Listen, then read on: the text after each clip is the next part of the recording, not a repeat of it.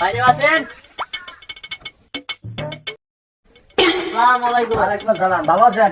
কি সমস্যা? আমাদের কারিগর আছে। ভালো কথা। কয় টেবিল আছে? আছে ৯,৫৮০ টাকা।